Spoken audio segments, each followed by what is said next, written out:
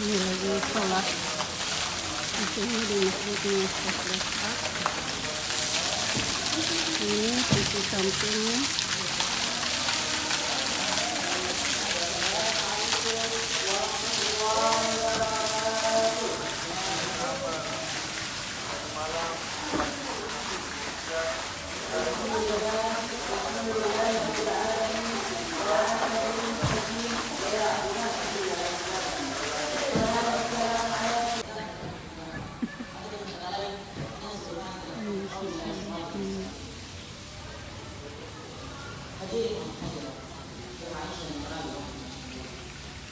Manusia dalam perjalanannya tak terlepas dari kesalahan dan dosa. Namun ada dosa yang sama yaitu dosa memiliki seorang muslim, dan dosa itu memiliki seorang pencuri, perampok. Nah, dosa apa tadi? Yaitu dosanya orang yang sengaja melakukan. Saya ulangi lagi, dosanya orang yang sengaja melakukan. Itu.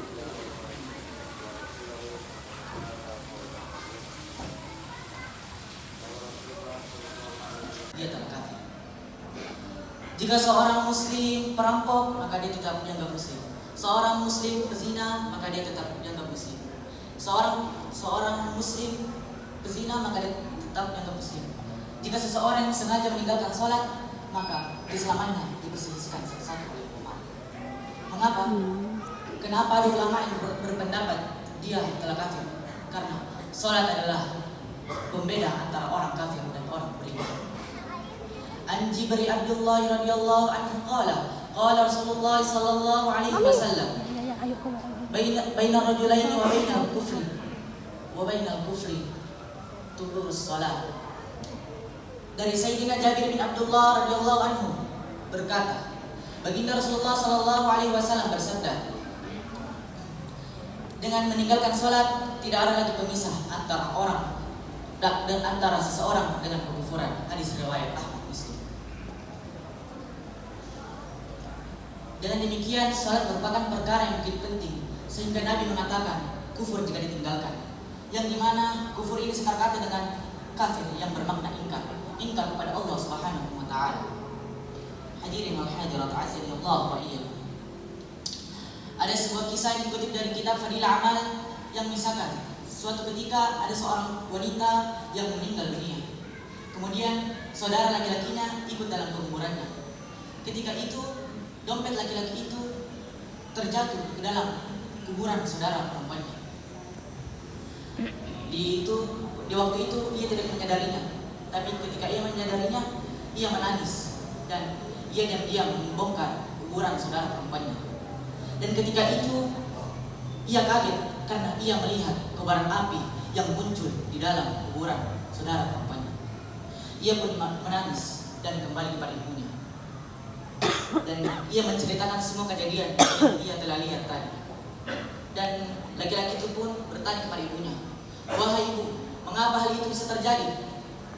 Ibunya pun menjawab, "Waktu di dunia, saudara perempuanmu itu malas mengerjakan sholat dan sering mengerjakannya di luar waktu." Hadirin hadirat azanillah wa iyyakum. Kobaran api muncul dalam kuburan dikarenakan malas mengerjakan salat dan sering mengerjakannya di dalam waktu.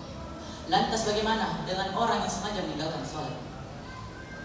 Rasulullah sallallahu alaihi wasallam menggambarkan siksa di alam kubur. 3 siksa di alam kubur. Yang pertama, dihimpit oleh kuburannya sehingga tulang rusuk kanan dan kirinya saling berselaman. Yang kedua, dinyalakan api di dalam kuburannya dan ia pun berguling-guling di dalam api itu siang dan malam. Dan yang terakhir, Allah Subhanahu wa Ta'ala memasukkan ke dalam kuburannya seekor ular berbisa yang bernama Syujaul Aqrab, yang dimana ular ini matanya dari api yang mempunyai kukus dari besi dan mencekiknya di dalam kubur. Kita tinggalkan puasa tapi tidak sholat subuh, bangun seolah-olah tidak ada bebannya, tidak ada dosanya. Itu namanya setan. Itu namanya setan.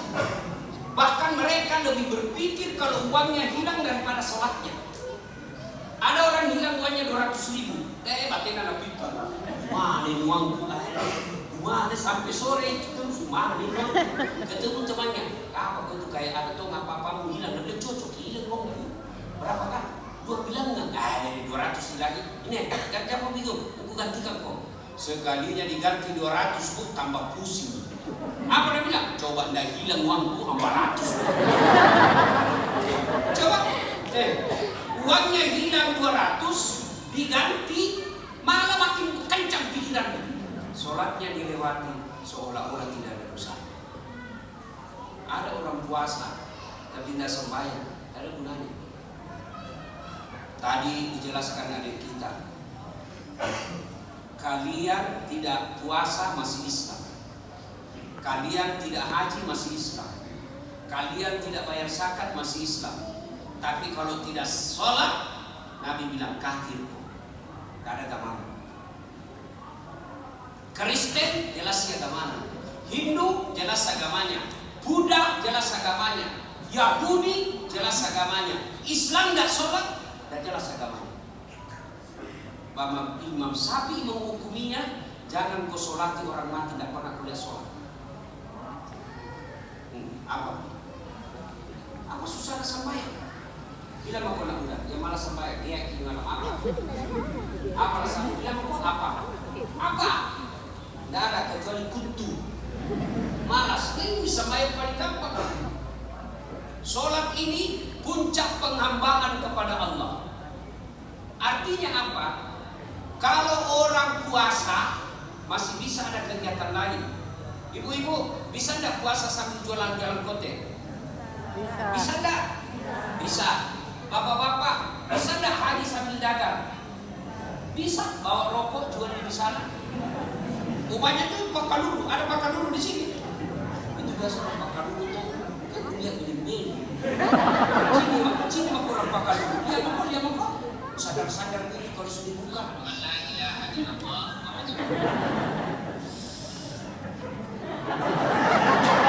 Itu di dekatnya 10 menit. Sekali-kali isap telangi. Andre jaguak biangin. Itu kita kerja terus. Mudah-mudahan yang merokok di sini saya doakan kita berhenti merokok. Ya, boleh enggak kita bayar zakat sambil menyanyi? Boleh. Ustaz, ini zakat fitrahku. Mengapa harus begini? Boleh Ustaz. Tiada lagi. Boleh. Bawa tawaf sambil nyanyi boleh. Labbaik Allahumma labbaik, labbaik la syarika laka labbaik, innal hamda wan ni'mata laka wal mulk la syarika lak. Boleh.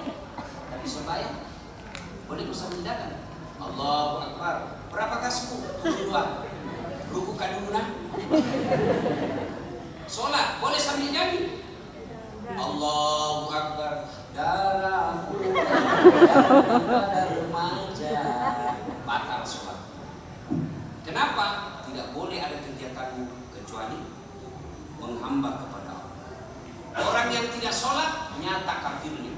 Tidak percaya bukan surah Al-Fat 29. Muhammad Rasulullah walladzina ma'ahu as-siddaw wal kuffar ruhama'u bainahum tarahum ruk'an sujada yabtaguna fadlan minallahi wa ridwana fima hum fi wujuhihim min asari sujud. Tanda umat Muhammad itu ada 5. Satu di antaranya kata Allah ruk'an sujada. Kamu lihat mereka ruku dan sujud. Asal itu awal. Jadi kalau puasa kau tidak sambayan, dia menikahkan cari campuran tu, carut tu, tidak ada gunanya. Ya biasa itu anak muda kalau udah sambayan orang bilang, tidak penting sambayan bos, yang penting hati nu baik. Dia dah sambayan kau, langsung berdiri anak muda udah cocok hati. Setuju, karena dia juga dah sambayan silakan. Kalau ada bilang yang penting hati nu baik biar kau dah sambayan. Nabi Muhammad lah orang yang tidak perlu sholat. Kenapa? Paling baik hatinya, paling bagus akhlaknya. Itulah kesimpulan ceramah untung tadi dari adik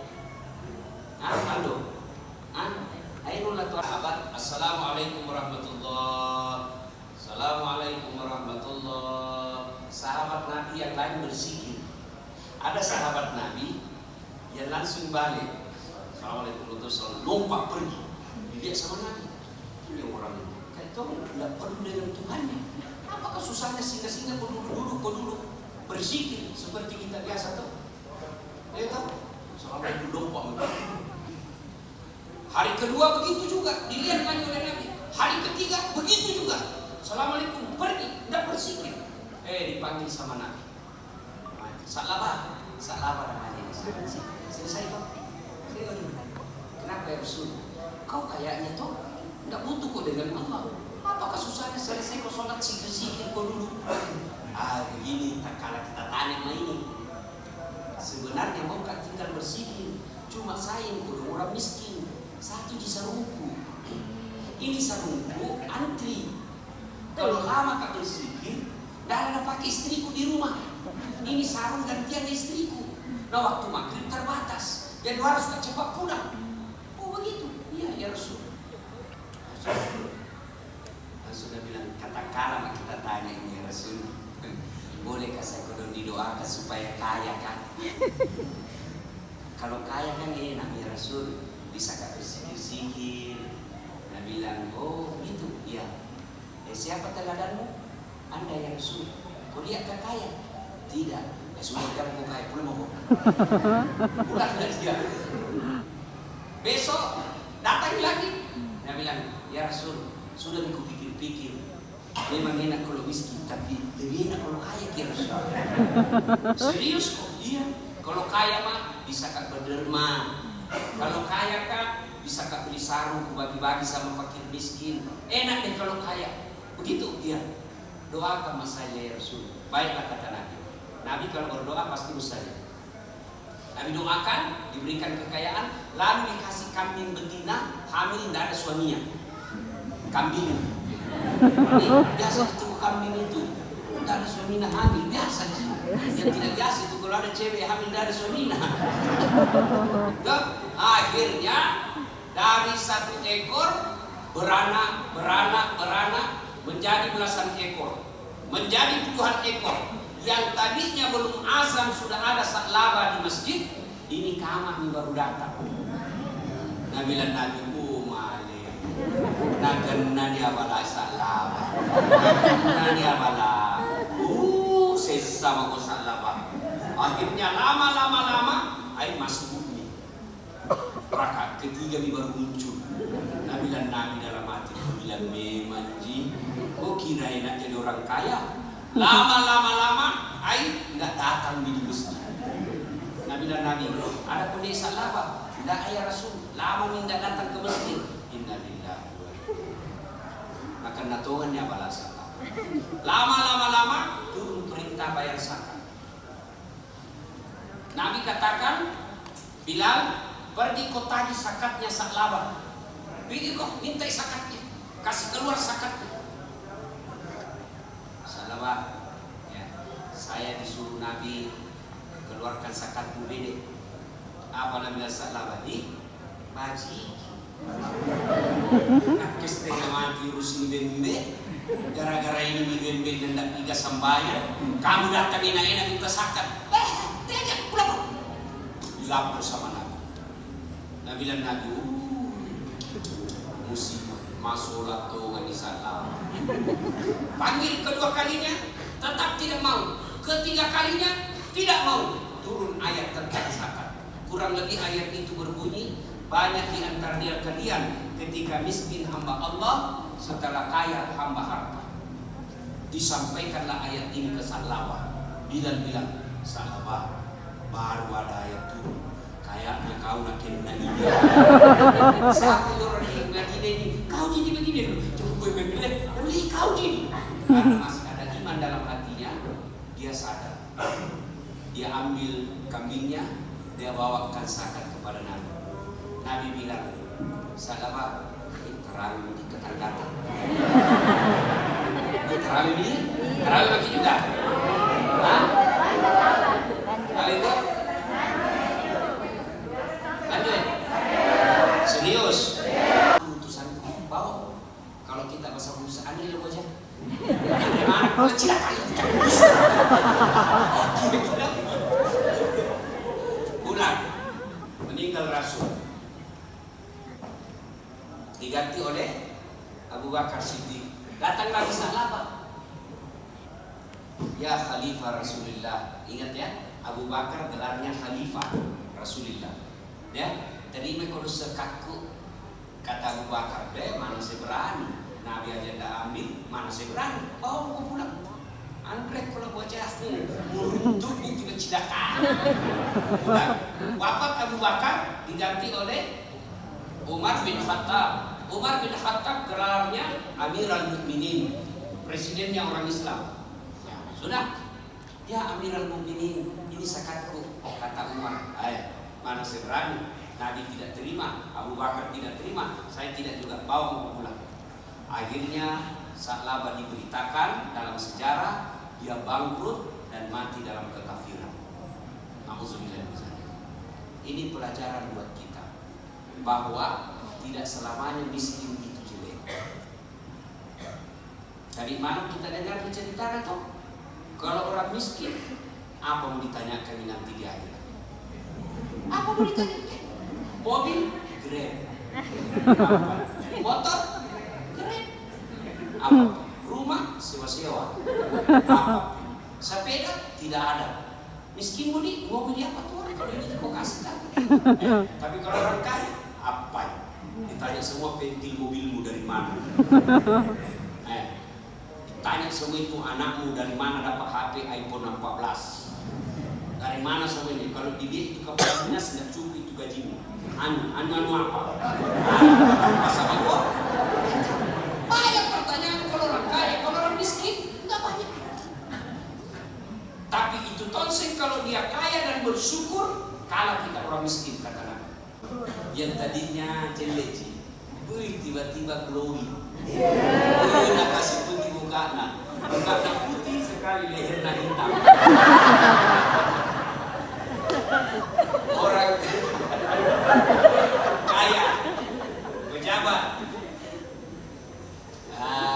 cerdas, terkenal dan gagah, sombong, wajar. Orang masih bilang ia tahu terkenal kisah Indonesia, tahu tinggi pangkatnya, banyak uangnya, gambar lagi, wajar, pintar, wajar dia sombong. Tapi temannya setan. Temannya setan itu.